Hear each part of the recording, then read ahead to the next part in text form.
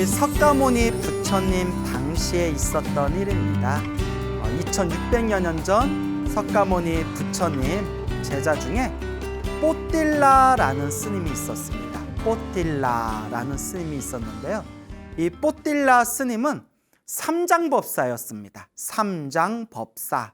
그래서 이 삼장, 불교에서는 이제 삼장이라는 표현이 있는데요. 삼장은 경, 견장, 율, 율장, 논, 논장. 그래서 경, 율, 론, 경장, 율장, 논장 해서 경율론 삼장이다라고 이야기를 합니다.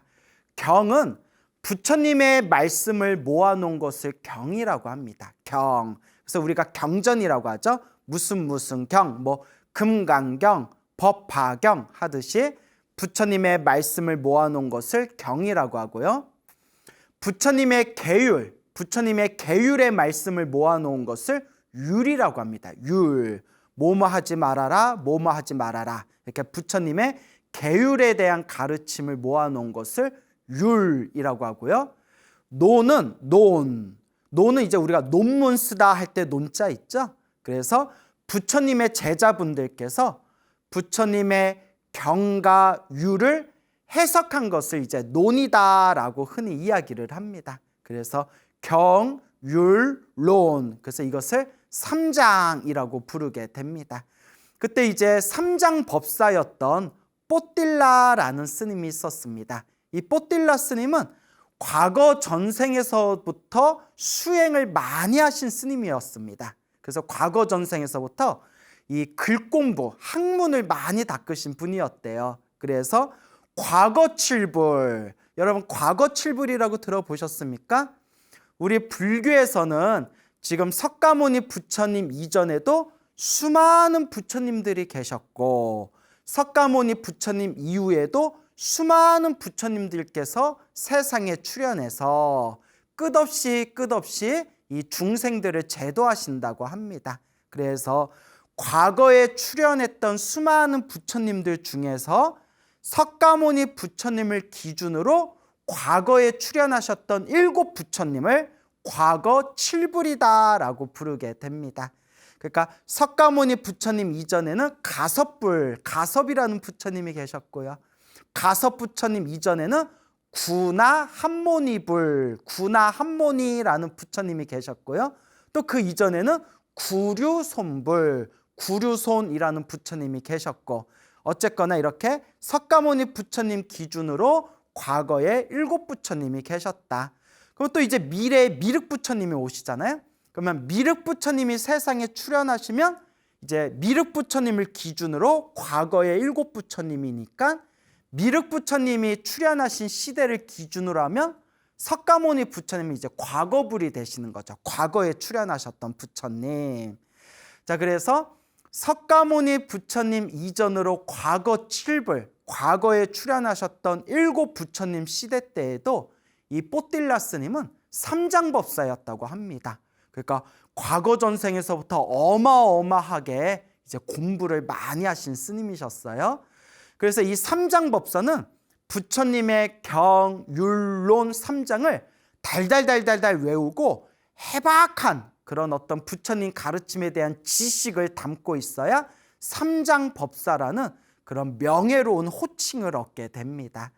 이 삼장법사였던 뽀딜라 스님은 아주 부처님 가르침에 대해서 박학다식하였고, 그리고 500명의 스님, 500명의 학인 스님들을 제자로 두고 이렇게 널리 법을 펼치는 그런 이제 삼장법사 뽀딜라라는 스님이 계셨습니다. 근데 이 뽀딜라 스님이 박학다식하시고 총명하시고 지혜롭고, 그리고 500명의 스님들에게 부처님의 말씀을 가르치는 그런 훌륭한 선생님이었지만, 아직까지도 번뇌를 끊고 그리고 마음의 깨달음을 얻어서 아직까지는 생사윤회에서 벗어나지를 못했다고 합니다. 그러니까 이제 부처님께서 이 뽀딜라 스님을 탁 꿰뚫어 보고는 저 뽀딜라는 아직도 깨달음을 얻지를 못하고 있구나. 아직도 이 생사윤회에서 벗어나서 번뇌를 소멸하고 깨달음을 얻어야 되겠다라는 마음을 아직도 일으키지를 못하고 있구나. 내가 마땅히, 이제 부처님께서 내가 마땅히 저 뽀딜라를 자극시켜서, 저 뽀딜라의 마음을 자극시켜서 뽀딜라가 깨달음을 얻도록 내가 분발시켜줘야겠다라고 이제 부처님께서 그런 거룩한 마음을 일으키십니다. 그래서 이제 뽀딜라의 마음을 자극시켜서 뽀딜라가 빨리 깨달음을 얻게 하기 위한 까닭으로 부처님께서 이제 뽀딜라에게 이렇게 이야기합니다. 뚜짜 뽀딜라여, 두짜 뽀딜라여. 뚜짜는 머리가 텅 비었다라는 뜻이래요. 와, 엄청 심한 말이죠. 우리가 이제 아무리 친한 사람이라 하더라도 우리가 친한 사람이다 하더라도 누군가에게 야, 너는 왜 이렇게 머리가 텅 폈냐? 머리가 깡통이냐? 이 뜻이잖아요. 머리가 깡통이다. 머리가 텅 폈다. 욕이죠. 근데 부처님이 수많은 제자들 앞에서도 뚜짜 뽀딜라여, 뚜짜 뽀딜라여, 뚜짜 뽀딜라여, 이리로 오거라. 뚜짜 뽀딜라여, 절을 하거라. 뚜짜 뽀딜라여, 앉아 있거라. 뚜짜 뽀딜라여, 일어나거라. 뚜짜 뽀딜라여, 어서 가거라. 그러니까 뽀딜라 스님을 항상 이렇게 지칭할 때마다 뚜짜 머리가 텅 빈 뽀딜라여, 머리가 텅 빈 뽀딜라여, 항상 그렇게 심한 말을 하시는 거예요. 얼마나 이 뽀딜라 스님이 수치스러웠겠어요. 근데 여기서 이제 중요한 게 있습니다, 여러분. 부처님께서는 과거, 현재, 미래를 다 꿰뚫어 보시고 또 중생들의 그 수준, 중생들의 근기, 중생들의 타고난 그릇, 중생들의 성품, 중생들의 성질을 완벽하게 꿰뚫어 보신답니다. 부처님께서는 항상 중생을 제도할 때 과거, 현재, 미래를 다 꿰뚫어 보시고 중생들의 그 근기와 수준과 그릇과 성향을 완벽하게 꿰뚫어 보시면서 중생들을 제도하신다고 합니다. 그래서 부처님께서 뽀딜라를 머리가 텅 빈 뽀딜라여, 뚜짜 뽀딜라 하신 것은 그 뽀딜라 스님의 마음을 다 꿰뚫어 보시고 부처님의 그런 어떤 모욕적인 그런 말을 충분히 받아들일 만한 그릇이라는 걸 알기 때문에 부처님께서 그와 같은 방법을 쓰신 겁니다.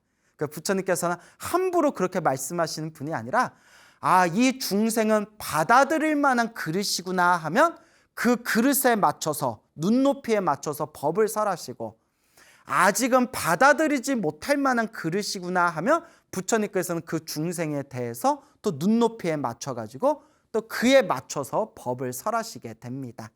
그러니까 이 뽀딜라 스님은 수많은 과거 전생에서부터 과거에 출연하셨던 7 부처님 아래에서 이제 오랫동안 공부를 해왔기 때문에 충분히 뽀딜라 스님의 이 성향과 성질은 석가모니 부처님께서 머리가 텅 빈 뽀딜라여 라고 지나친 말씀을 하셔도 충분히 받아들일 만한 그릇이기 때문에 석가모니 부처님께서 일부러 그와 같이 뽀딜라의 마음을 자극시키고 열심히 수행해서 빨리 번뇌를 소멸하게끔 분발시키기 위해서 부처님께서 그와 같은 방법을 쓰신 겁니다. 그러니까 우리는 이런 거 함부로 따라하면 안 되겠죠. 그래서 석가모니 부처님이 이제 모든 걸 다 꿰뚫어 보시고 뚜짜 뽀딜라여, 뚜짜 뽀딜라여 이제 이렇게 말씀을 하시니까 어느 날 뽀딜라가 곰곰이 이제 고민에 빠집니다. 나는 부처님의 경, 율, 론 3장을 완벽하게 이해하고 암기하고 있다. 나는 500명의 수많은 이 제자 스님들에게 부처님의 법을 전달하고 있다. 나는 부처님의 가르침을 이해하는데 부족함이 없는 사람이다. 근데 왜 부처님께서 유독 나에게만 텅 빈 뽀딜라여, 왜 내가 텅 비었다, 머리가 텅 빈 뽀딜라여 라고 왜 그런 말씀을 하시는 걸까? 라고 이렇게 이제 고민한 끝에 이제 뽀딜라 스님은 지혜로운 분이었거든요. 부처님께서 내가 부처님의 말씀을 외우고 부처님의 말씀을 공부하는 것만 좋아하고 실질적으로 마음을 닦아서 이 번뇌를 소멸하는 이런 깨달음의 길을 가지 않고 있기 때문에 부처님께서 나를 안타깝게 여기시고 내 마음을 일부러 자극시키는 거구나 라는 것을 이제 올바르게 이해를 합니다. 뽀딜라 스님 정도 되니까 그걸 딱 이제 부처님께서 일부러 나를 공부시키려고 저러시는 거구나 라는 걸 뽀딜라 스님 정도 되니까 딱 알아차리지. 우리 같은 중생들은 이제 삐져가지고 부처님이 왜 나만 갖고 그래, 나 이제 절에 안 다녀, 나 이제 부처님 안 믿을 거야. 이렇게 중생들 막 다 삐지지 않습니까? 삐짐 하지 않습니까? 그래서 이제 뽀딜라 스님은 부처님께서 왜 나한테 이런 말씀을 하실까 올바르게 이해한 뒤에 이제 결심을 합니다.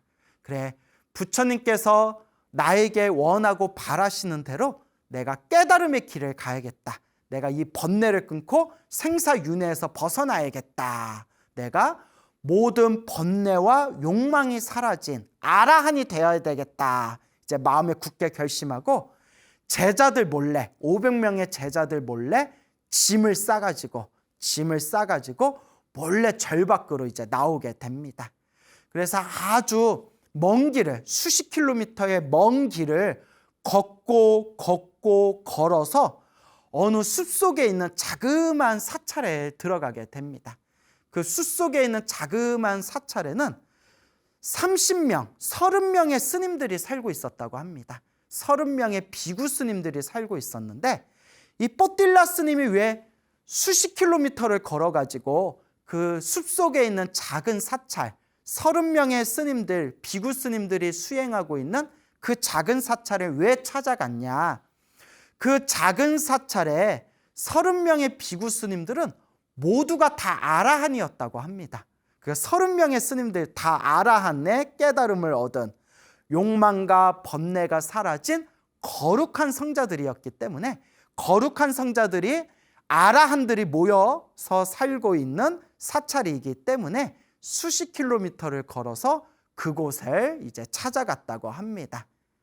뽀딜라 스님이 그 30명의 아라한 스님들이 모여 살고 있는 그 작은 사찰에 찾아가서 그 사찰의 가장 연장자이신 수석 장로 스님을 이제 만나 뵙고 공손하게 삼배를 올린 뒤에 그 장로 스님에게 청을 올립니다. 스님이시여, 거룩한 장로시여, 존자시여, 저에게 수행하는 방법을 가르쳐 주십시오. 저의 의지처가 되어 주십시오. 저의 스승이 되어 주십시오 라고 청을 올립니다. 그때 이 수석 장로이신 이 아라한 스님께서 그 뽀딜라 스님을 이렇게 이제 마음을 꿰뚫어 보고, 이 뽀딜라 스님은 이 삼장법사로서 부처님의 가르침에 스스로 박학다식하다. 자기가 부처님의 가르침을 아주 잘 외우고 있고 잘 이해하고 있다라는 그런 교만심이 있다. 이 교만심을 먼저 꺾어줘야겠다. 이 아집, 나에 대한 집착과 내가 잘났다는 교만심이 있다면 결코 수행할 수가 없다. 먼저 이 잘나고 잘난 뽀딜라 스님을, 뽀딜라 스님이 실제로 잘난 스님은 맞잖아요. 이제 삼장법사시고 이 뽀딜라 스님의 그 잘났다라는 그 마음부터, 그 교만심부터 먼저 꺾어줘야 되겠다라고 이제 생각을 하면서 뽀딜라 스님에게 이렇게 이야기합니다. 스님, 뽀딜라 스님, 스님은 수많은 사람들의 스승입니다. 500명의 제자들을 거느리고 있는 그런 아주 훌륭한 스님이신데 저 같은 사람한테 찾아와서 제가 스님께 무엇을 가르쳐 줄 수 있겠습니까? 그러니까 뽀딜라 스님이 아닙니다. 저의 의지처가 되어 주십시오. 그래서 뽀딜라 스님의 그 교만심을 꺾어주기 위해서 그러면 저기 저 스님을 찾아가십시오 라고 하면서 이제 뽀딜라 스님에게 수석 장로 스님이 자기보다 한 단계 아래인 이제 스님에게 찾아가라 이렇게 이제 이야기를 합니다. 그래서 뽀딜라 스님은 이제 두 번째 그 사찰에서 이제 두 번째 위치에 있는 스님을 찾아가 가지고 두 번째 스님에게도 이제 청을 올립니다. 근데 이제 그 두 번째이신 아라한 스님도 뽀딜라 스님의 교만심을 꺾어주기 위해서 저 스님을 찾아가십시오라고 이야기를 하고 그 절에 세 번째 위치에 있는 스님에게 찾아가라고 말을 합니다. 우리 같으면 사람 뺑뺑이 돌리나? 그냥 좀 수행 좀 가르쳐 주지. 되게 그러네. 되게 비싸게 구네. 이런 마음 일어날 수도 있지 않습니까? 그런 교만심을 꺾어주기 위한 방법입니다. 워낙 뽀딜라 스님이 총명하고 머리가 똑똑하고 부처님의 삼장을 다 박학다식하게 이해하고 있고 오랫동안 수많은 사람들에게 존경받던 그런 스승이고 스님이었기 때문에 먼저 그 교만심을 꺾어주기 위해서 이제 스님들마다 저 스님을 찾아가십시오, 저 스님을 찾아가십시오 하면서 10명의 스님을 만나고 20명의 스님을 만나고 30번째 스님, 그 절에 30명의 스님들이 이제 같이 수행하고 있었지 않습니까? 이 30명의 아라한 스님 중에서 가장 막내인 스님한테까지 결국 앞에 찾아가게 됩니다. 그런데 그 사찰에 30명의 스님들, 30명의 아라한들 스님들 중에서 가장 막내는 바로 삼위승이었다고 합니다. 삼위승. 이제 삼위라는 말은 부처님 당시에 20살이 넘어서 출가하면 비구라고 불렸습니다. 그리고 20살을 넘지 못한 스님은 이제 삼위승이라고 불렀습니다. 그러니까 지금으로 치면 미성년자 스님입니다. 미성년자 스님을 삼위승이라고 불렀고, 이제 시대가 좀 지나면서 이제 어린 동자승을 이제 삼위승이다라고 이제 부르는 그런 이제 언어적인 문화가 생기게 되었는데요. 원래는 20살이 넘어서 출가하면 이제 비구 스님, 그리고 20살이 넘지 못한 미성년자 스님들은 이제 삼위 스님으로서 수습 기간을 거치게 됩니다. 그때 뽀딜라 스님이 마지막 30번째 막내 스님을 찾아갔는데, 그 30번째 막내 스님이 나이가 7살이 된 삼위승이었어요. 나이 7살이 된 삼위승. 근데 여러분, 이 삼위승이 과거 전생에서부터 수행을 많이 했기 때문에 7살에 아라한이 된 거예요. 이야, 대박이죠? 어떻게 7살에 아라한이 되었을까요? 과거 전생에서부터 많이 오래오래 닦았기 때문에 이번 생에 석가모니 부처님의 제자가 돼서 7살 어린 동자승인 삼위가 7살에 아라한이 되었다. 이제 이런 내용들이 부처님 불교설화에 보면 이제 조금씩 나오거든요. 그래서 나이가 7살인 어린 삼위승이 그때 이제 바느질을 하고 있었어요.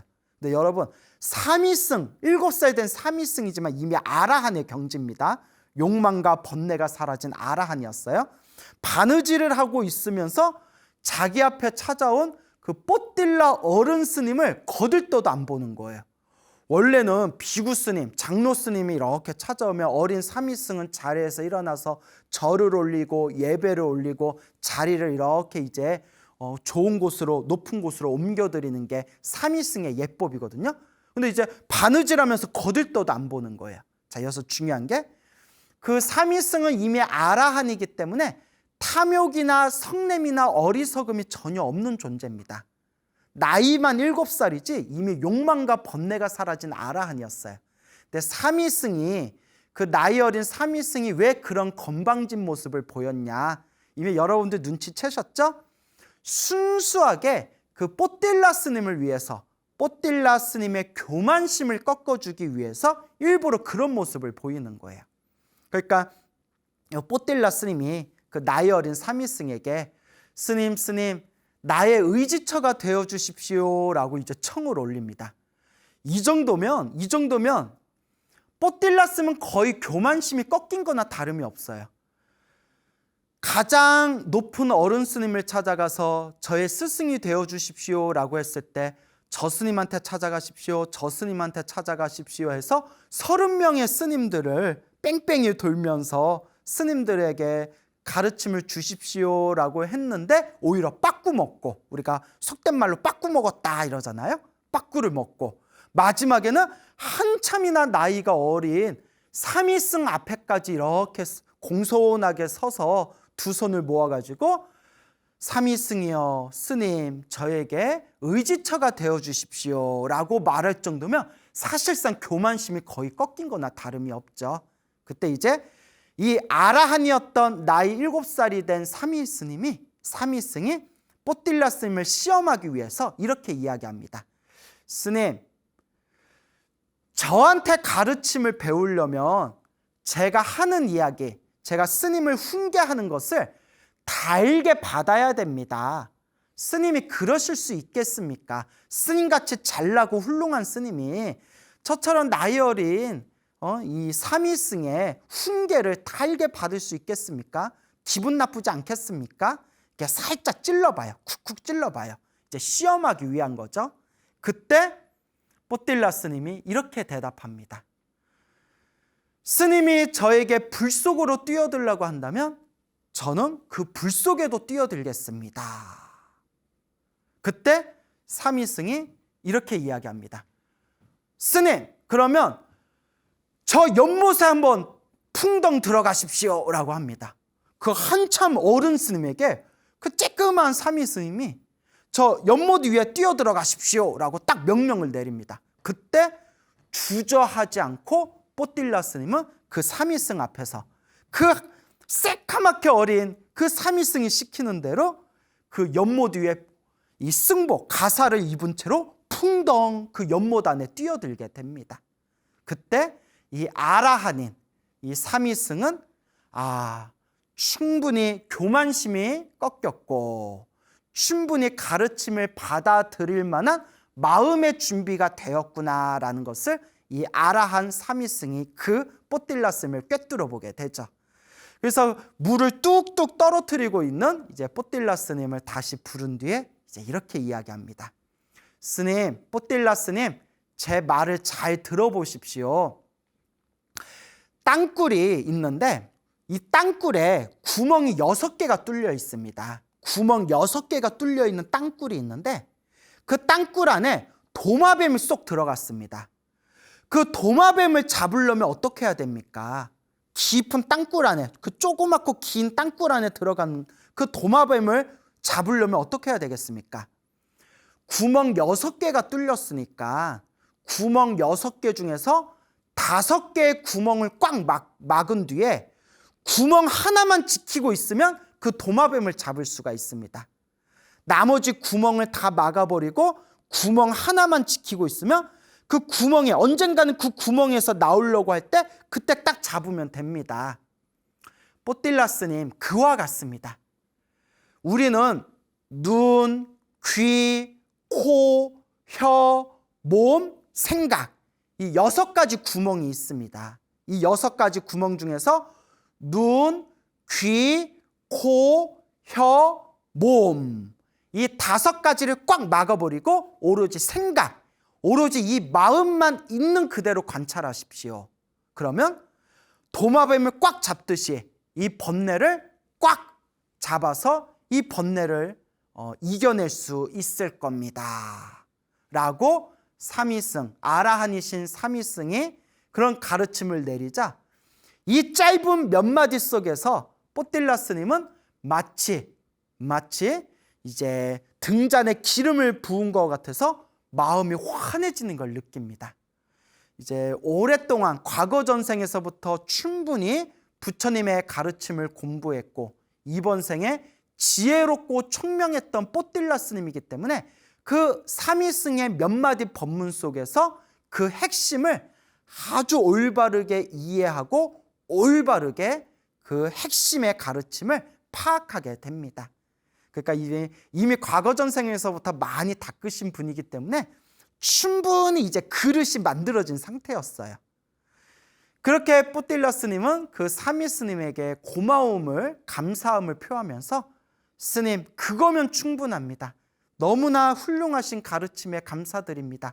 그거면 충분합니다. 라고 만족해하면서 그때부터 눈으로 보이고 귀로 들리고 코로 냄새 맡아지고 혀로 맛보아지고 몸으로 느껴지는 그 모든 감각들을 다 내려놓고 오로지 마음에서 일어나고 사라지는 그 마음을 있는 그대로 바라보고 있는 그대로 관찰하기 시작합니다. 이와 같이 뽀틸라 스님은 점점 깊고 깊은 그런 경지에 들어가게 됩니다. 그때 어느 날 뽀틸라 스님이 고요하게 앉아서 자신의 마음을 있는 그대로 바라보고 있었을 때 그때 먼 곳에 떨어져 계시는 석가모니 부처님께서 이 신통력의 힘으로 신통의 눈으로 뽀틸라 스님의 수행의 수준이 바야흐로 아주 성숙하고 무르익게 되었구나라는 것을 완벽하게 꿰뚫어 보시게 됩니다. 그리고 때가 됐다. 이제 때가 됐다. 뽀딜라여 이제 때가 됐다. 그리고 부처님께서 신통의 힘으로, 신통력의 힘으로, 신족통이라고 하죠. 순식간에 이제 거리를 뛰어넘는 그런 신족통이라는 그런 신통의 힘으로 부처님께서 수십 킬로미터 먼 곳에 떨어진 부처님께서 뽀딜라의 그 무르익은 깊은 수행의 경지를 꿰뚫어 보신 뒤에 신통의 힘으로 환한 광명을 일으키면서 앉아있는 뽀딜라 스님 앞에 짠 하고 이제 나타나시게 됩니다. 온몸에 환한 광명을 일으키면서 뽀딜라 앞에 짠 하고 나타나신 석가모니 부처님께서 뽀딜라를 향해서 이와 같이 법을 설하십니다. 지혜는 수행에서 생긴다. 지혜는 수행에서 생긴다. 수행을 하지 않으면 지혜가 줄어든다. 수행을 하지 않으면 지혜가 줄어든다. 지혜를 얻는 길과 잃어버리는 길을 잘 알아서 지혜를 얻는 길 혹은 지혜를 잃어버리는 길, 이것을 올바르게 잘 알아서 지혜를 얻기 위해 힘써 노력해라. 힘써 수행해라. 지혜는 수행에서 생긴다. 수행을 하지 않으면 지혜가 줄어든다. 지혜를 얻는 길과 잃어버리는 길을 잘 알아서 지혜를 얻기 위해 힘써 노력해라. 이와 같은 부처님의 설법을 듣자마자 그 자리에서 비로소 이 뽀딜라 장로는 모든 번뇌와 모든 욕망이 산산이 부셔지고 깨달음을 얻어 생사윤회에서 벗어난 거룩한 성자 아라한이 되었다라고 이야기합니다. 뽀딜라 장로는 과거 정생에서부터 과거 일곱 부처님 때였을 때부터 부처님의 가르침을 달달달달 외우고 있는 그런 삼장법사였고, 이번 생에서도 석가모니 부처님 시대 때 부처님의 가르침을 올바르게 이해하고 그리고 달달달달 암기하고 있을 정도의 삼장법사였지만 마음의 깨달음을 얻지는 못하고 있었습니다. 아무리 부처님의 그 수많은 팔만대장경을 다 외우고 있어도 깨달음을 얻지 못했는데, 올바른 방법으로 마음을 닦아서 비로소 마음의 경지가 무르익었을 때 부처님의 법문, 부처님의 그 짧은 말씀 하나도 어렵지가 않아요. 뭐 별로 어려운 얘기도 아니에요. 뭐 반야심경하고 금강경은 심오하기라도 하지, 반야심경이나 금강경의 가르침에 비하면 그렇게 뭐 어렵거나 특별하지도 않은 부처님의 설법 한마디, 그 개송 하나에 완전한 그런 어떤 아라한의 깨달음을 얻게 됩니다. 그래서 이와 같이 뽀딜라 스님께서 아라한이 되셨다라는 그런 자신의 교만함을 꺾어버리고 나라는 집착을 꺾어버리고 위대한 성자가 되신 이야기가 전해지고 있었습니다. 만약에 뽀딜라 스님이 석가모니 부처님께서 머리가 텅 빈 뽀딜라요, 머리가 텅 빈 뽀딜라요 라고 했을 때 막 삐지고 기분 나빠하고 부처님한테 막 서운해하고 이런 부정적인 마음을 일으켰더라면 뽀딜라 스님이 과연 아라한이 될 수 있었을까요? 그리고 뽀딜라 스님이 30명의 아라한 스님들이 모여 살고 있는 그 사찰에 가서 가르침을 청했을 때 그 스님들이 저 스님한테 찾아가 보세요, 저 스님한테 찾아가 보세요 하고 30명의 스님들한테 막 뺑뺑이를 돌렸을 때 기분 나쁘고 자존심 상해하고 그런 교만심을 일으켰다면 과연 아라한이 될 수 있었을까요? 그리고 마지막 30번째 스님을 만났는데 그 30번째 스님이 7살이 된, 나이 7살의 어린 그런 삼위승이었을 때 그것을 보고 내가 차라리 아라한이 안 되고 말지, 내가 저렇게 나이 조그만 삼위승한테 내가 과연 가르침을 받아야 되냐, 이런 교만심을 일으켰다면 과연 아라한이 될 수가 있었을까요? 그래서 우리 불교에서는 진정한 수행의 첫걸음을 이루기 위해서는 먼저 나 잘났다라는 생각, 아상과 아집과 이 교만부터, 이 암한심부터 내려놔야 된다라고 말씀하고 있습니다. 근데 저도 이렇게 말은 잘하지만 엄청 어려워요. 진짜 어려워요. 참 저도 숱하게 많은 분들과 이렇게 몸으로 부딪히면서 마음으로 느끼는 게, 이렇게 나 잘났다. 사실 내가 잘난 것도 없는데, 잘난 게 없다는 걸 알면서도 나다, 내 것이다라는 이 교만, 이 암한심을 딱 내려놓기가 이렇게 힘이 들구나라고 그렇게 이제 처절하게 느낄 때가 있습니다. 그래서 참 이 수행이라는 게 어렵고도 어려운 길입니다. 요 마음 하나 잘 쓰면 되는데, 요 눈에 보이지도 않는 요 마음 하나 쓰기가 참 어렵고 어렵습니다. 하지만 꾸준히 닦아 나아가야겠죠. 이와 같이 우리가 부처님의 깨달음을 얻기 위해서는 먼저 이 아집, 아상, 아만, 이 교만심부터 내려놔야 된다. 그래서 이와 비슷한 이야기가 있습니다. 우리 한국에도 저 신라시대 때 있었던 이야기라고 합니다. 그 신라시대 때, 우리나라 신라시대 때, 우리나라 그 신라시대, 특히 통일신라시대 때가 한국 불교의 어떤 정점이었거든요. 그때 정말 뭐 의상대사라든가 원효대사라든가 숱한 기라성 같은 큰 스님들이 이제 출연했던 시대이기도 하죠. 그때 어느 비단장수, 비단을 팔던 비단 장사를 하던 청년이 있었습니다. 이 젊은이가 있었는데, 이 비단을 장사하는 이 젊은이가 이제 비단을 등에다 이렇게 짊어지고 이렇게 높은 고갯길을 올라가다가 이제 고갯길을 다 넘어갈 때쯤에 힘들어가지고 양지 바른 곳에서 옆에다 이제 비단을 내려놓고 땀을 식히면서 이렇게 쉬고 있었답니다. 이렇게 한참 쉬고 있었는데 저기에 누더기를 입고 있는 어느 노스님이 가만히 이렇게 서 계시더래요. 움직이지도 않고 노스님이 가만히 서 있길래 이 젊은이가, 비단장수 젊은이가 궁금증이 일어납니다. 호기심이 일어나가지고 가만히 서 있는 누더기 입은 노스님께 찾아가서, 스님 어디 편찮으세요? 왜 움직이지 않고 그렇게 가만히 서 계세요? 무슨 곡절이 있나요? 무슨 사연이 있나요? 그러니까 요 누더기를 입은 요 노스님께서 하시는 말씀이, 내가 지금 중생에게 공양을 올리고 있어. 내가 지금 중생들에게 공양을 올리고 있습니다.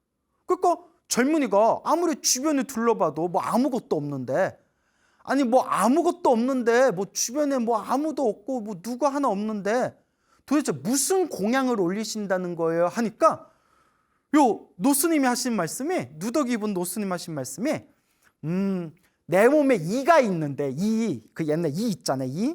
내 몸에 이가 있는데 내가 몸을 막 움직이면 이들이 내 피를 빨아먹기가 힘들까 봐 요 이한테 내가 내 피를 공양하기 위해서 지금 이렇게 가만히 있는 것이요.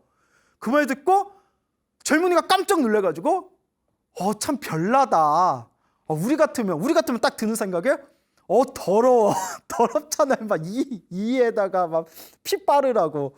그러니까 요새 현대 감각에는 좀 안 맞는 얘기예요. 옛날 그 노스님이 물론 도인 스님이시겠지만, 여러분 아무리 이런 이야기가 아름답고 좋아도 이 키우면 돼야 안 돼요. 이 키우면 안 됩니다. 몸에다 이 키우고 다니면 안 되잖아요. 이제 요새 현대 감각에는 맞지 않는 얘기지만 그냥 전설 따라 산만리 그런 느낌으로 들어두시면 좋을 것 같아요. 그러니까 이 자비심이 거룩한 누더기 입은 노스님이 그 이들을 차마 죽일 수는 없고, 이들한테 내 피를 공양 올리고 있어. 내가 몸을 움직이면 이들이 피 빨아먹기 힘들 거 아니요. 그래서 가만히 내가 서 있는 것이요. 그러니까 깜짝 놀라서 젊은이가 별나다라는 생각이 들었는데, 그 노스님의 자비스러운 말씀에 가슴이 후두두두둑 하면서 가슴에 묘한 감정을 느낍니다. 생각해 보세요. 바깥에서는 먹고 사는 게 얼마나 힘들어요. 그 돈 몇 푼 때문에 사람을 해치기도 하고 사기치기도 하고 사람들한테 상처 주면서 정말 정쟁같이 살아가는 곳이 저 바깥 세계고, 저 바로 또 경제활동이지 않습니까? 오죽하면 이 경제활동, 이 장사하고 돈을 버는 걸 약육강식이라고까지 표현하는 사람들이 있지 않습니까?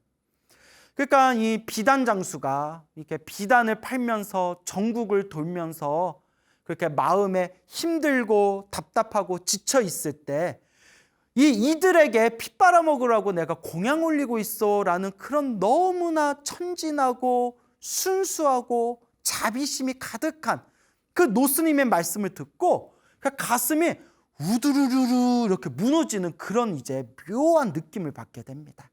그때 호련이 나도 이 거칠고 더럽고 힘든 이 세속을 벗어나 나도 머리 깎고 출가하겠다라는 생각이 들고 그 자기의 전 재산이나 다름없는 비단을 그냥 버려버리고 그 노스님을 쫓아갑니다. 노스님의 뒤를 쫓아가요. 스님, 저 스님의 제자가 되겠습니다. 스님의 제자가 되겠습니다. 저를 제자로 받아주십시오 하고 젊은이가 그 누더기 입은 노스님의 뒤를 막 쫓아갑니다. 그래서 이제 노스님이 계시는 그 조그만 다 쓰러져가는 그런 조그만 이제 암자에 도착했을 때 노스님이 끝까지 자기 뒤를 따라온 그 젊은이에게 비단장수였던 젊은이에게 이렇게 이야기합니다. 정말 내 제자가 되고 싶냐? 예, 스님 제자가 되고 싶습니다. 그래, 그러면 한번 해봐라. 그리고 그 자리에서 이제 머리를 깎여서 이제 행자가 됩니다. 이제 이 행자가 된 젊은이한테 이 노스님이 명령을 내립니다. 자, 이제 네가 여기서 절밥 얻어 먹으려면 네가 일을 해야 되지 않냐? 저 부엌에 가면 가마솥이 있다. 가마솥이 있는데 요 솥을 내가 좀 요 자리로 옮기고 싶다. 요 솥을 새롭게 아궁이를 만들어가지고 새롭게 요 가마솥을 좀 걸어놔라 라고 이제 시킵니다. 그러니까 옛날에는 이제 가마솥 거기 아궁이 이렇게 만들려면 흙 있잖아요. 황토흙. 흙을 모아가지고 흙을 단단하게 이기기 위해서 거기다가 볏짚을 잘라서 볏짚에다가 이렇게 막 이제 뭉쳐가지고 그래서 이제 탄탄하고 반듯하게 그 아궁이 모양으로 황토흙을 쌓은 뒤에 거기다가 솥을 이렇게 기울어 있으면 안 되거든요. 기울어 있으면 한쪽만 타잖아요. 아주 수평으로 반듯하게 이렇게 가마솥을 올려놔야 됩니다. 그러니까 되게 고된 작업이죠. 그러니까 이 성실한 이 젊은이가 힘들게 구슬땀을 흘려가지고 가마솥을 예쁘고 반듯하게 이제 새롭게 걸어 놓습니다.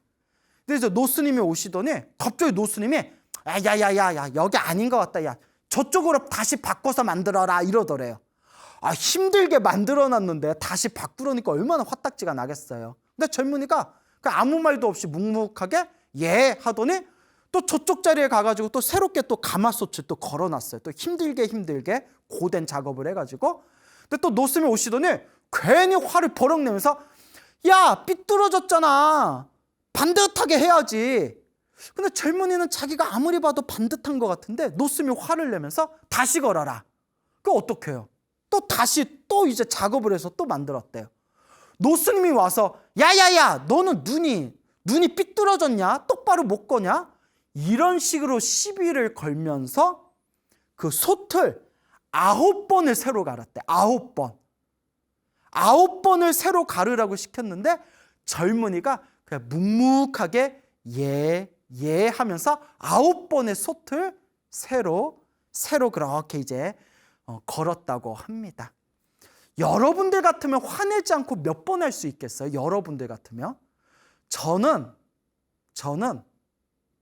일을 못하기 때문에 아마 한 번도 가마솥 자체를 아마 못 걸었을 거예요. 제가 일을 더럽게 못하거든요. 그래서 저희 아버지도 야 너 이렇게 일을 내가 너 두고 내가 어떻게 죽냐 우리 아버지가 그런 말을 하실 정도로 제가 일을 못해요. 딱 눈치채셨죠? 제가 못질도 잘 못하거든요. 이거 자랑도 아닌데 어쨌거나 그렇게 9번을 화 한 번 내지 않고 묵묵하게 가마솥을 새롭게 걸었더니 노스님께서 그때서야 그래 너 정도면 너의 그 마음의 품성이라면 수행할 수 있겠구나. 그 노스님 일부러 시험했던 거예요. 요 놈이 수행을 잘할 것인가. 시험해서 9번 트집을 잡았는데 그 9번의 그 시비와 트집 속에서도 젊은이가 묵묵하게 그러니까 타고난 성품이 다른 거예요.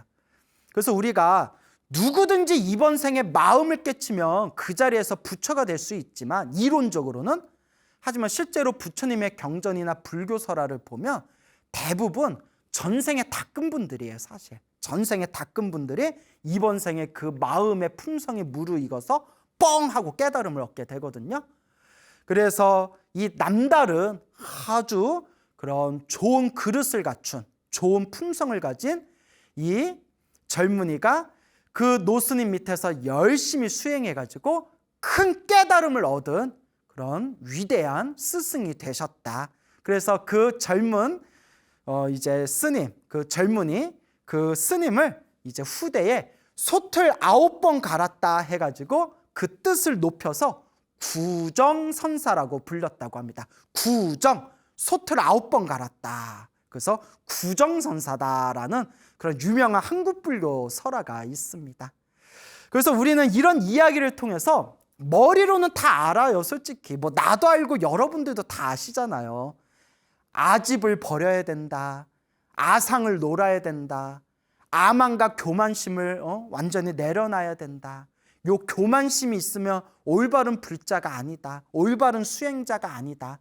머리로는 다 알지만 참 몸과 마음으로는 실천하기가 어렵습니다. 우리는 이것을 업습이라고 합니다. 업습, 업의 습관.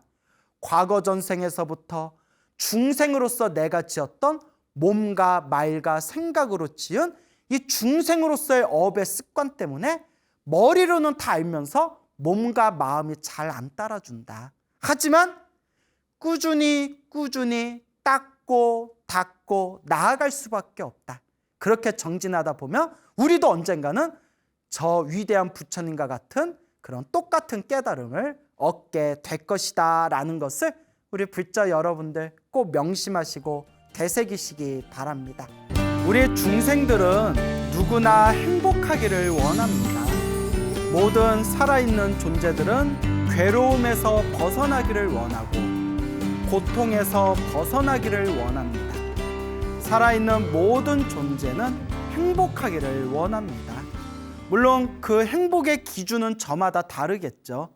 각자 행복의 기준은 다르겠지만 어쨌거나 자기들만이 원하는 자신들만의 행복을 간절히 원하고 있습니다. 근데 세상이 그렇지 못합니다.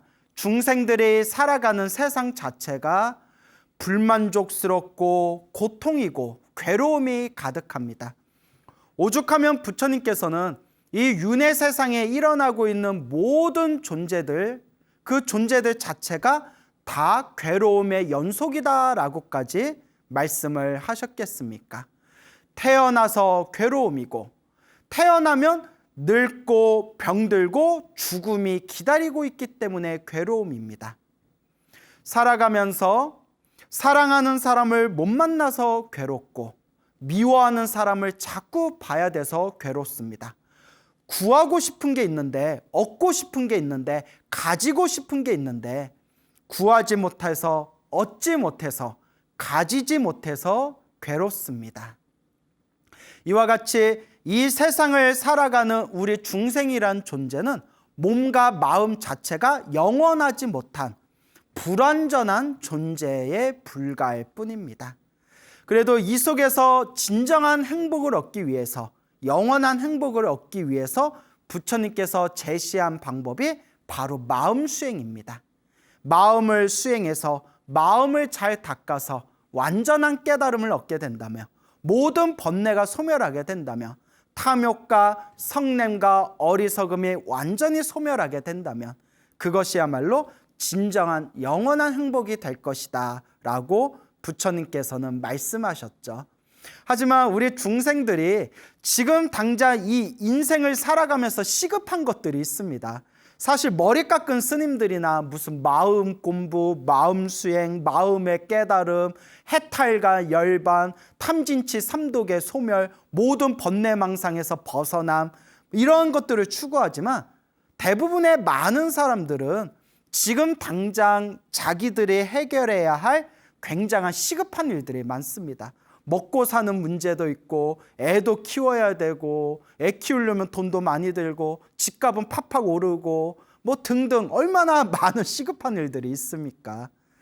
그런데 각자 사람들마다 똑같이 사람으로 태어났고 똑같이 대한민국에 태어났고 똑같이 서울에 살고 있다 하더라도 각자 살아가는 모습들은 저마다 다 차별이 있습니다.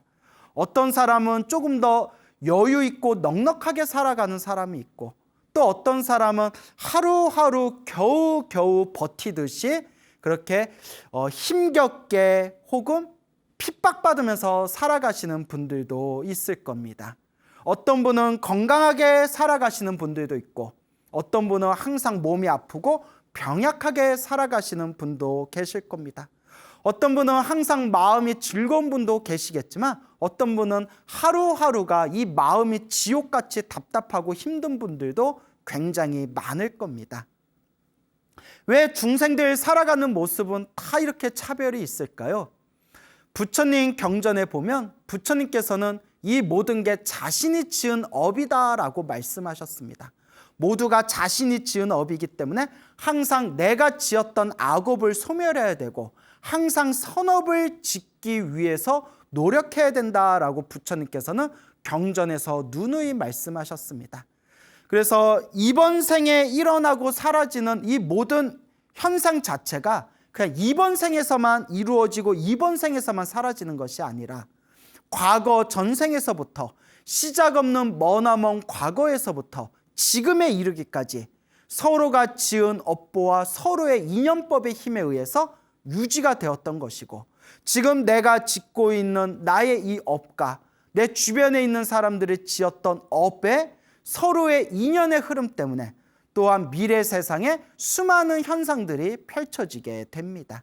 그래서 부처님의 경전에 보면 이 중생들의 살아가는 이 세상은 수레바퀴와 같다면 돌고 도는 수레바퀴와 같다면 그 수레바퀴의 가운데에 수레에 박혀있는 못이 바로 업이라고 했습니다. 수레에 박혀있는 가운데에 있는 쇠기가 바로 업이다. 이 쇠기에 의해서 바퀴가 돌고 돌듯이 이 업에 의해서 이 세상의 윤회가 끊임없이 펼쳐지고 있습니다. 이 윤회 세상 안에서 똑같이 사람으로 태어나도 조금 더 행복한 사람이 있고 조금 더 답답하고 불행한 사람들이 있습니다.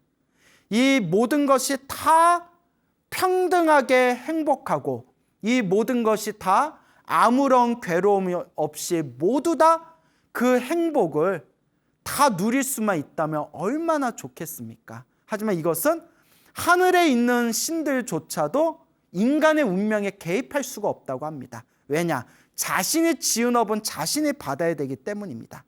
부처님께서도 관세음보살님께서도 지장보살님께서도 그렇게 중생들을 제도하고 중생들의 고통과 괴로움을 소멸시키고 중생들을 영원한 행복의 길로 이끌어주고 싶어도 그게 불보살님 마음대로 되지 않는다고 합니다. 왜냐?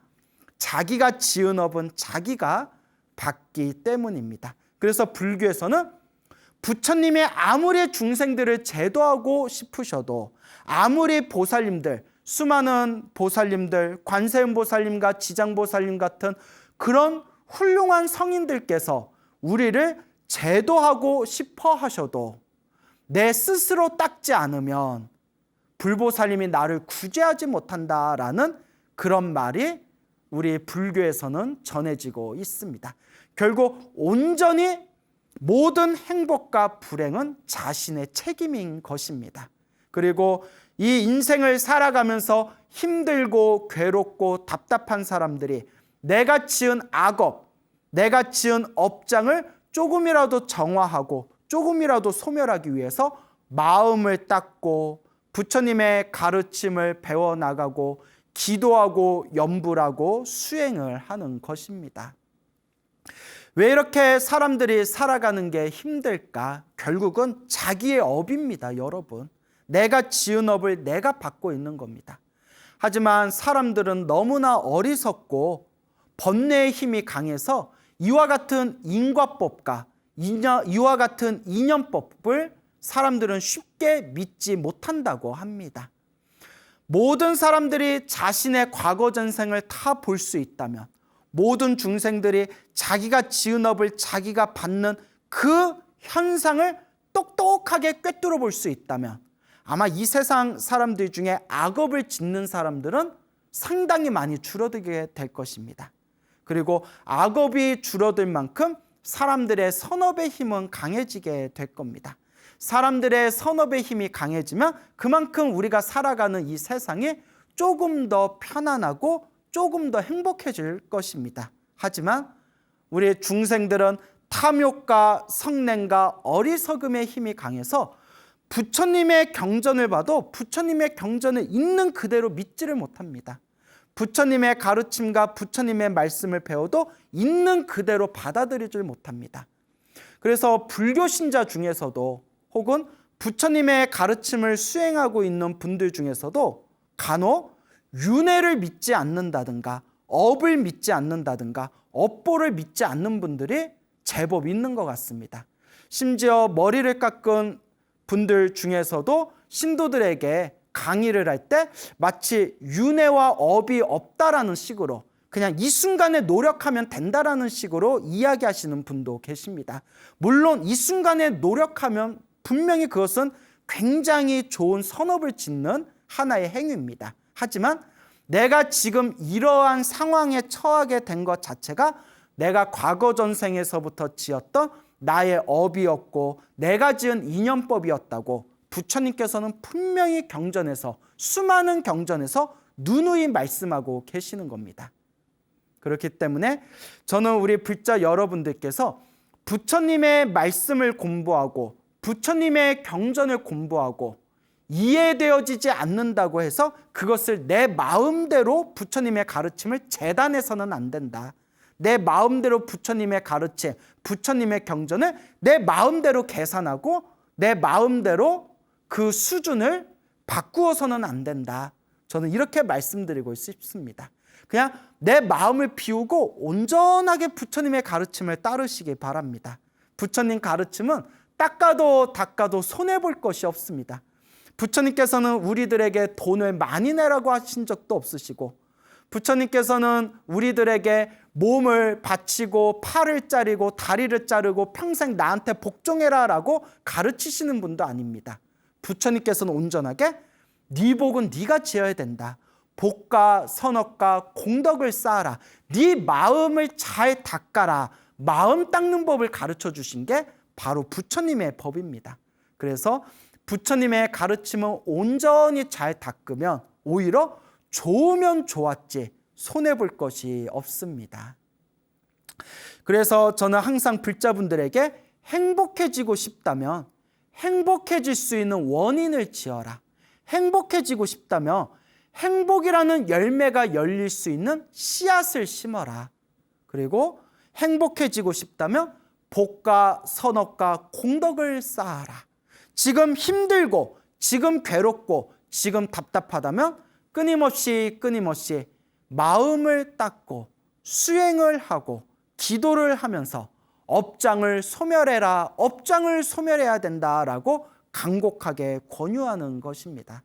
그래서 소나무를 오랫동안 시청하신 많은 불자분들께서 실제로 열심히 기도하시고 업장 소멸을 하면서 복과 선업을 꾸준히 짓다 보니까 너무나 마음이 편안해지고 너무나 주변에서 힘들고 괴로웠던 일들이 많이 잠잠해지고 또한 몸과 마음이 많이 안락해졌습니다 라고 그렇게 저한테 직접 이야기하시는 그런 불자님들이 굉장히 많습니다.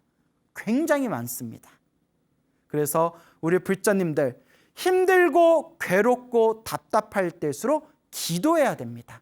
힘들고 괴롭고 답답할 때일수록 복을 짓고 선업을 쌓아야 됩니다. 힘들고 괴롭고 답답할 때일수록 부처님의 가르침에 의지하고 내가 전생에 지은 업을 내가 지금 받고 있구나. 내가 지금부터라도 마음을 잘 쓰고 마음을 잘 닦고 선업과 공덕을 쌓아야 되겠다. 끊임없이 닦아 나아가셔야 됩니다. 얼마 전이었습니다. 어느 40대 중반에 어느 여성 불자님이 찾아오셨습니다. 이 보살님께서 하시는 말씀이 당신은 어렸을 때부터 가난에서 벗어난 적이 없었다고 합니다. 어렸을 때부터 가난에서 벗어난 적이 없었고 성인이 된 뒤에도 무슨 일을 해도 그렇게 일이 꼬이고 힘들고 괴롭고 답답한 일들이 생기면서 성인이 된 뒤에도 무언가를 자꾸 하려고 하더라도 제대로 이루어진 적이 없었다고 합니다. 심지어는 몇 년 전에 큰 암에 걸려가지고 그 암 치료하는 데 있어서 굉장히 마음고생도 너무나 많이 하셨다고 합니다. 그래서 지금 40대 중반인데 지금 기초수급자로 살아가고 있습니다. 그분이 일을 하고 싶어도 지금 너무나 몸의 체력이 약화되고 또한 큰 병을 앓고 나서 치료하는 과정에서 체력이 많이 떨어졌기 때문에 일을 하고 싶어도 제대로 된 일을 찾거나 또한 일에 집중할 수가 없는 그런 상황이었던 겁니다. 너무나 힘들고 괴롭고 답답할 때 정말 몇 번씩이나 이 세상에 대해서 모든 미련을 끊고 싶었을 때 그때 우연히 광우 스님의 소나무를 보게 되었다고 합니다. 소나무를 이렇게 듣다가 그때 제가 이런 이야기를 했다고 합니다. 너무나 힘들고 괴로울 때 기도를 해라. 간절하게 기도를 해라. 간절하게 기도를 하면 반드시 불보살님이 내가 살아날 길, 살아날 구멍 하나는 우리들에게 반드시 뚫어주실 것이다. 모든 게 내가 지은 업이다 생각하고 업장을 소멸하는 마음으로 간절하게 기도를 해라. 그러면서 무슨 기도를 해야 될지 모르겠다면 관세음보살 보문품을 108번을 사경해라 라고 제가 이야기를 했다고 합니다. 아마 제가 평소에도 그런 이야기를 많이 합니다. 무슨 기도를 할지 모르겠어요 하는 분들한테 그러면 항상 관세음보살 보문품을 우리말 한글로 풀이된 거 108번을 사경하고 108번 사경하는 동안 계속 마음속으로 평상시에 관세음보살을 계속 많이 불러라. 그리고 꿈속에서 관세음보살님을 환하게 볼 정도가 되면 내 업장이 많이 소멸하고 있구나라고 이렇게 꿈의 무의식을 통해서 판단해 볼 수가 있다. 이제 아마 이런 이야기를 제가 했을 겁니다. 자, 이와 같이 제가 관세음보살 보문품, 그래서 줄여서 관음경이라고 합니다. 그 얇은 그 관음경을 108번 깨끗한 종이에다가 노트에다가 108번을 사경해라 라는 말을 듣고 그분이 시작을 하셨다고 합니다. 내가 이렇게 힘들고 괴롭고 답답하게 사는 것이 내가 전생에 지은 업이 많은가 보구나. 내가 저 스님 말처럼 108번 한번 사경해 보겠다. 그 시작을 하셨다고 합니다. 하는데 처음에는 열심히 쓰셨대요. 노트에다 쓰는데 한 번 쓰는데 2시간이 좀 넘게 걸리더랍니다. 한 번 쓰는데 2시간이 좀 넘게 걸리는데 어깨도 아프고 팔꿈치도 아프고 그리고 요 손가락이 쓰다 보면 막 힘이 드니까 자기도 모르게 막 힘이 세게 들어가지 않습니까? 요 손가락이 연필에 푹 이렇게 자국이 드러날 정도로 그렇게 뼈가 거의 휘기 직전까지 계속 쓰셨다고 합니다. 정말 대단하죠. 그런데 그분 말씀이 쓰고 108번을 목표로 쓰다 보니까 온갖 마장이 다 나타나더랍니다. 정말 미친 듯이 쓰기가 싫더래요. 여러분, 관세음보살 보문품 108번 쓰기가 절대 쉬운 게 아닙니다. 그러니까 이를 악물고 108번을 쓰기 때문에 그만큼 내 업장이 소멸될 수가 있는 거예요. 여러분 명심하세요. 내가 지은 업장은 그렇게 쉽게 소멸하는 게 아닙니다. 절에 몇 번 다녔다고 부처님 앞에서 108배 몇 번 했다고 부처님한테 쌀하고 물 좀 올렸다고 그런다고 업장이 금방 소멸될까요? 절에 가서 천도제 몇 번 지냈다고 업장이 소멸될까요? 아닙니다. 탐욕과 성냉과 어리석음으로 알고 지었건 모르고 지었건 누군가에게 피해를 주고 탐욕과 성냉과 어리석음으로 가득한 삶을 살았던 시작 없는 옛적부터 전생에서부터 지었던 내 업보를 소멸하는데 그렇게 쉽게 업장이 소멸되고 그렇게 쉽게 업보가 소멸되는 게 아닙니다. 기도 좀 했다고 다 업장 소멸되면 저는 벌써 부처가 됐을 겁니다. 그렇게 쉬운 길이 아닙니다. 그래서 쓰고 쓰는데 5만 가지 마장이 다 일어나더랍니다. 막 정말 쓰기가 싫어서 미친 듯이 쓰기가 싫어가지고 책조차 쳐다보기가 싫더래요. 그리고 쓰면서도 과연 이게 효과가 있을까? 이거 광우 스님이 뻥친 거 아닐까? 이거 부처님한테 속고 있는 거 아닐까? 아니 이거 관세음보살 보문품 108번 쓴다고 이게 다 효과가 있으면 세상에 힘든 사람 하나도 없겠네? 뭐 하여튼 5만 가지 망상과 생각이 나면서 기도하는데 자꾸 자기 스스로가 방해를 하더랍니다. 제가 평상시에 항상 이런 말씀을 드렸을 겁니다. 업장이 두꺼운 사람들일수록 기도에 집중을 못한다.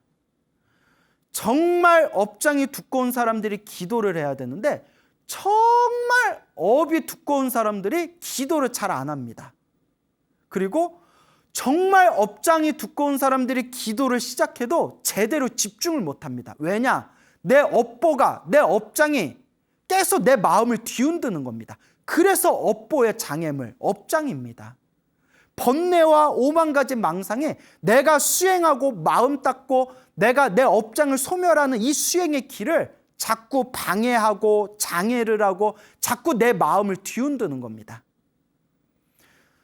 누구나 기도하고 수행해서 처음부터 술술 잘 되면 우리 중생들은 벌써 다 도인됐을 겁니다. 그런데 쉽지가 않습니다. 5만 가지 생각이 일어나고 5만 가지 망상이 일어나면서 아무리 108번 사경을 하려고 하더라도 너무나 힘들고 괴롭더랍니다. 그거 몇 번씩이나 때려치려고 했대요. 이게 바로 고비입니다. 여러분, 기도할 때 이 고비를 넘기셔야 됩니다. 누구나 기도할 때 이런 고비가 옵니다. 열심히 기도하다가 이거 효과가 있나? 못 믿겠어. 이거 다 뻥 같아.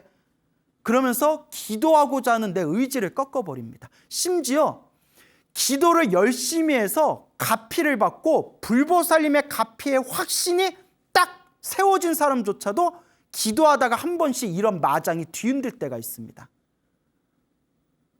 이게 바로 중생의 무섭고도 무거운 업장의 에너지입니다. 이 고비를 넘기셔야 됩니다. 스님, 이 고비를 넘기기가 너무 어려워요. 어렵죠. 제가 거듭해서 말씀드리지 않습니까? 쉬우면 우린 벌써 다 도인됐다. 어렵기 때문에 닦으면 닦을수록 그 내가 지은 나쁜 업보가 정화되어지는 겁니다. 그래서 보살님이 너무나 힘들고 괴로우면서 울면서 썼대요. 울면서. 쓰기 싫어 하면서 정말 울면서 억지로 정말 이를 악물고 쓰셨대요. 왜냐? 그분이 목표를 세웠답니다. 어떤 목표냐? 효과가 없어도 좋다. 효과가 없어도 좋고 이게 다 뻥이어도 좋다. 무조건 나를 이기는 마음으로 내 자신을 극복하는 마음으로 그냥 되든 안 돼도 무조건 108번을 목표로 끝까지 써보자. 그렇게 이를 악물고 쓰셨다고 합니다. 정말 대단한 분입니다. 그리고 울면서 쓰기 싫어 하면서 억지로 쓰던 관세음보살 보문품 108번 사경을 마치고 난 뒤에 대성통곡을 하셨답니다. 너무 기뻐서, 너무 감격에 벅차서, 자기 자신이 너무 기특해서 내가 쓰기는 다 썼구나. 그리고 대성통곡을 하셨답니다.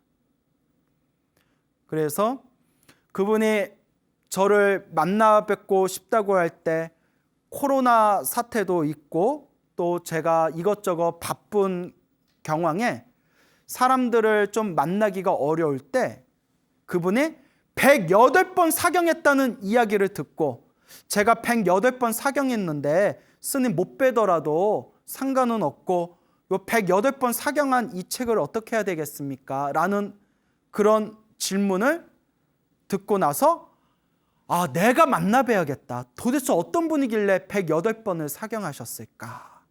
그래서 제가 그분한테 그 시간을 내 가지고 미리 약속을 잡아서 언제라도 꼭 와주십시오. 제가 한번 직접 뵙고 싶습니다. 얼마나 존경스러워요. 그분이 막 울면서 쓰셨다니까. 내가 이런 분을 안 만나면 오히려 내가 죄를 짓는 기분일 것 같더라고요. 그래서 그분을 만나 뵙게 되었습니다.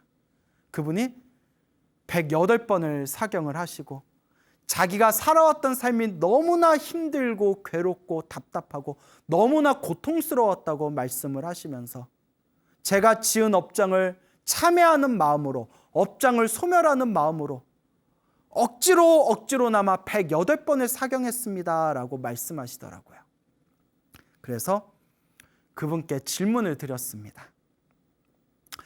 꿈에서 관세음보살님이 환하게 나타나시는 걸 보셨습니까? 꿈에서 불보살님이 환하게 나타나는 것을 보셨습니까? 여러분, 중요한 게 있습니다. 저는 수행이 어느 정도 깊어지신 분들한테는 절대 꿈에 집착하지 말라고 말씀드립니다. 절대 꿈에 집착하지 말아라. 다만 내가 기도를 하면서 업장이 소멸되어진 현상, 내가 기도하고 수행하면서 내 선업이 점점 늘어나고 있는 그런 현상을 꿈에서 유추해 볼 수 있다는 게 밀교경전에 나옵니다, 여러분. 저는 항상 우리 불자 여러분들한테 무언가 법문을 하거나 설법을 할 때 최대한 부처님 경전에 근거를 둬서 저는 설법하려고 노력합니다. 그래서 꿈에는 집착할 필요가 없지만 제가 업장 소멸을 위해서 기도하는 분들한테 그런 꿈 얘기를 여쭤보는 거는 밀교에 있는 경전의 가르침을 근거로 삼아서 제가 이렇게 이야기를 풀어나가는 것이죠. 하지만 꿈에 집착할 필요는 없습니다. 다만 그 보살님에게 108번 사경하면서 꿈에서 관세음보살님이 환하게 나타나는 걸 꿈에서 보셨냐? 그는 내 잠재의식, 내 무의식에 저장되어져 있는 나쁜 에너지들이 정화되면서 그렇게 불보살님 같은 위대하신 성인의 모습을 꿈에서 이렇게 보는 경우가 있기 때문입니다. 그분이 제가 업장이 두꺼워서 그런지 못 봤습니다 이러더라고요. 못 봤습니다. 그래서 제가 보살님, 웬만한 사람들은 관세음보살 보문품 108번 사경할 정도 되면 웬만한 사람들은 꿈에서 관세음보살님을 보통 친견을 합니다. 근데 보살님이 이렇게 열심히 사경을 했는데도 꿈에서 불보살님의 환한 모습을 잠재의식에서 보지 못했다는 것은 보살님이 정말 전생에 업이 좀 두꺼웠나 봅니다 하니까 제 말이 기분 나쁘더라도 보살님이 정말 전생에 업이 두꺼웠던 것 같습니다. 그러니까 요 보살님이 인정을 하시더라고요. 스님, 예, 인정합니다. 제가 인정합니다 라고 말씀을 하시더라고요. 그러면서 대화를 하면서 대신 그분이 꿈에서 스님 꿈은 많이 꿨더라고요. 스님 꿈을 꾸면서 어딘가 진흙에 빠졌는데 스님이 구해주는 꿈, 구출해주는 꿈, 이런 꿈들은 꾸셨더라고요. 그래서 제가 말씀드렸죠. 바로 그겁니다. 꿈속에서 스님들이 나타나서 이렇게 힘들고 곤란한 상황에 빠져있을 때 이렇게 구해주시는 꿈 자체가 내 나쁜 업장이 정화되고 있다는 잠재의식의 하나의 상징적 표현입니다. 밀교경전에 보면 그런 내용들이 나오거든요. 그래서 이제 그렇게 말씀을 드리면서 그래도 보살님, 꿈에서 불보살님이 환하게 보일 때까지 더 열심히 기도하셔야 됩니다 라고 했더니 예, 스님 그러겠습니다 라고 답변하시더라고요. 그래서 제가 그분께 이제 질문을 했죠. 기도하면서 어떻게 스스로 가피를 받았다고 생각을 하십니까? 제가 평상시에 불자들한테 너무 힘들고 괴로울 때 관세음보살 보문품 108번을 쓰면 정말 내 힘들고 괴로운 게 점점 가라앉는 걸 느끼게 될 것이다 라는 이야기를 평소에 했는데 그걸 체험하셨습니까? 라고 여쭤보니까 그분의 말씀이 스님, 저는 이제 불보살님의 가피를, 불보살님의 은혜를 절대 의심하지 않습니다. 저는 체험을 한 것 같습니다 라고 말씀을 하시더라고요.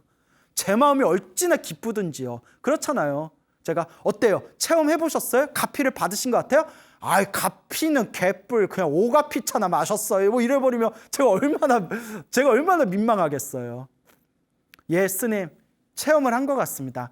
그래, 어떤 체험을 하셨습니까? 하니까 항상 매일매일이 전쟁같이 항상 속 시끄러운 일이 생기고 항상 매일매일 안 좋은 일들이 생겼는데 관세음보살 보문품을 계속 사경하는 그 동안에 한 번도 나쁜 일들이 안 생겼다고 합니다. 점점 나쁜 일들이 속 시끄러운 일들이 점점 줄어들면서 자기 주변에 자신을 괴롭히던 수많은 일들이 차분하게 가라앉는 것을 생생하게 경험을 했다고 합니다.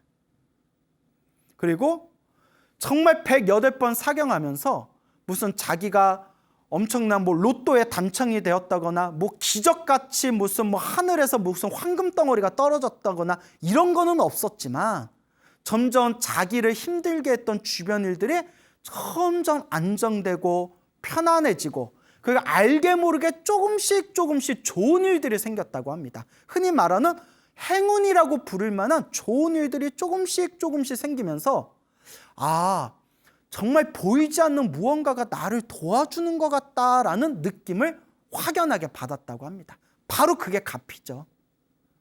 그러면서 제가 질문을 던졌습니다. 보살님이 기도를 시작할 때 보살님이 이루고 싶은 게 만약에 10점이었다면 10점 만점 중에서 기도를 마치고 난 뒤에 만족감이 내가 불보살님의 가피를 받은 것 같다라고 느껴지는 만족감이 10점 만점 중에서 몇 점 정도 되는 것 같냐 점수로 한번 찍어봐라 했더니 7점은 넘는 것 같습니다 라고 하더라고요. 7점은 넘는 것 같습니다. 여러분 생각해 보세요. 기도하기 전에 너무나 힘들고 괴롭고 답답한 사람이 자기가 기도를 하면서 얻고 싶은 만족감에 10점 만점 중에서 7점을 얻었다는 것은 그건 대단한 겁니다, 여러분.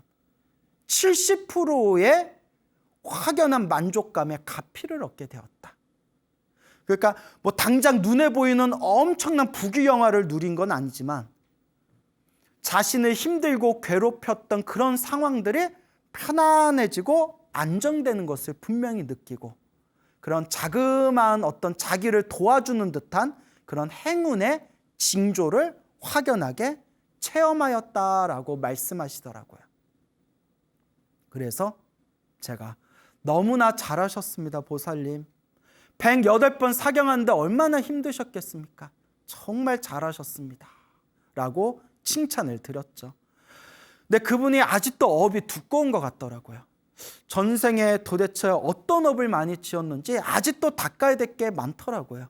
근데 다행히 그분이 그걸 인정하시더라고요. 스님, 저는 좀 많이 닦아야 될 것 같습니다. 제가 제 업이 두껍다는 걸 인정합니다. 그래서 그분께서 스님, 그래서 말인데 제가 앞으로 무슨 기도를 더 하면 되겠습니까? 라고 해서 보살님 108번 관음경 사경할 정도면 이제 법화경 사경하십시오 라고 하면서 제가 한글로 풀이된 한글 법화경 두꺼운 걸 이렇게 드리면서 묻지도 말고 따지지도 말고 무조건 50번을 사경하십시오. 50번을 사경하십시오 라고 제가 신신당부를 드렸습니다. 그래서 그분이 스님 숙제다 생각하고 50번 사경하겠습니다. 여러분, 법화경 그 두꺼운 거 50번 사경하기가 쉽지 않거든요. 한 10번만 사경해도 대단한 거예요. 근데 그분은 하시리라 믿습니다. 그래서 중간에 어떤 마장이 생기더라도 이 108번 관음경을 사경하던 그 마음으로 닦으면서 이 법화경 50번 사경하는 요 숙제를 잘 마치시기 바랍니다 라고 제가 당부의 말씀을 드렸습니다. 어쨌거나 이렇게 너무나 힘들고 괴롭고 답답할 때 관세음보살님을 염불 하면서 관세음보살 보문품 108번을 사경하고 마음의 확연한 가피를 느끼고 체험하고 너무나 마음이 편안해졌다라는 그 불자님을 보면서 오히려 제가 더욱더 큰 어떤 환희심을 느낀 순간이었습니다. 오래전 일입니다. 저와 친하게 지낸 스님이 계셨는데 이 스님에게 동생이 있었어요. 남동생이 있었는데 스님께서는 이제 머리 깎고 출가하고 오랫동안 남동생을 보지 못했다고 합니다. 보통 스님들이 이제 머리 깎고 출가하면 세속 2년하고 좀 많이 벌어지게 되거든요. 어느 날 소식을 들었는데 그 스님의 동생이 갑자기 세상을 떠났다고 합니다. 그래서 나중에 자초지종을 알아봤더니 그 칼에 찔려서 세상을 떠났다고 하더라고요. 그 강도를 만나서 뭐 이렇게 칼에 찔려서 세상을 떠났는데, 좀 좋지 않은 얘기라서 자세히 말하기가 좀 그렇네요. 그래서 그렇게 좋지 못하게 세상을 떠난 남동생을 생각하니까 스님의 마음이 너무 울적한 겁니다. 그래서 스님이 남동생을 위해서 무엇을 해줄 수가 있을까 생각을 하다가 49일 동안 매일매일 그 세상을 떠난 동생을 위해서 금강경을 독송해 줬다고 합니다. 매일매일 금강경을 독송해 주고 사시불공 때마다 세상을 떠난 동생의 극락왕생 발원을 위해서 항상 축원을 올렸다고 합니다. 매일매일 금강경을 읽어주고 매일매일 사시불공 때마다 스님들이 항상 이렇게 축원문을, 신도도 축원문을 읽어주지 않습니까? 그래서 세상을 떠난 동생의 극락왕생을 발원해 줬는데 49일이 다 될 때쯤에 스님께서 꿈을 꾸셨다고 합니다. 꿈을 꿨는데 저 멀리서 동생이 이렇게 걸어오더랍니다. 동생이 걸어오는데 느낌이 이상해서 이렇게 쳐다보니까 동생 배에 이렇게 칼이 꽂혀져 있더랍니다. 그걸 보고 스님이 울컥한 거예요. 울컥? 얼마나 아플까? 그러면서 스님이 동생을 이렇게 안아줬답니다. 배에 칼이 꽂힌 동생을 싹 안아줬대요. 토닥토닥 하고 안아주는 순간 동생의 배에서 칼이 쑥 빠지더랍니다. 배에 꽂혀있던 동생의 칼이 쑥 빠지더니 동생이 환한 미소를 지으면서 즐거운 표정으로 저 하늘로 사라지는 꿈을 꿨다고 합니다. 스님이 꿈에서 탁 깼는데 꿈에서 깨고 나니 눈가에서 이제 눈물이 촉촉한 거예요. 그러면서 좋은 데 갔겠구나 라는 생각이 들더랍니다. 그래도 그 동생분이 전생에 한 가닥 복은 있어서 이렇게 기도 열심히 하는 스님을 형으로 만나 비록 마지막에 좋지 못한 상황 속에서 세상을 떠났지만 마지막 가는 저승길이 그래도 스님이었던 형 덕분에 마지막 저승길은 편안하지 않았을까 생각을 해봅니다. 우리 중생들이 살아가다 보면 이와 같이 힘들고 괴롭고 답답한 일들이 많습니다. 인생이 참 내 뜻대로 펼쳐지지를 않습니다. 이럴 때 우리 불자들이, 우리 수행자들이 의지할 수 있는 길은 결국 수행밖에 없습니다, 여러분. 행복도 불행도 내가 지은 업이라고 했을 때, 좋은 일도 나쁜 일도 내가 지은 인연법이라고 했을 때, 너와 나의 만남이란 것이 시작 없는 옛적부터 꼬이고 이어져 온 서로의 인연법이라고 했을 때 그것을 풀 수 있고 그것을 닦을 수 있고 그것을 정화할 수 있는 방법은 무엇일까요? 결론은 수행입니다. 정답은 수행입니다. 해답은 수행입니다. 힘들고 괴롭고 답답하십니까? 수행하시기 바랍니다. 기도하시고 염불하시고 사경하시고 절을 하시고 복과 선업과 공덕을 쌓으시기 바랍니다. 살아가면서 일어나는 모든 괴롭고 힘든 일이 생겼을 때 내가 더 닦아야 되겠구나, 내가 아직도 많이 부족하구나 라고 자신의 마음을 비추어 가면서 그렇게 닦아 나아가시기 바랍니다. 세상이 너무나 혼란스럽습니다. 이와 같이 혼란스러운 시대에 과연 우리 불자는 어떠한 마음을 가져야 할까요?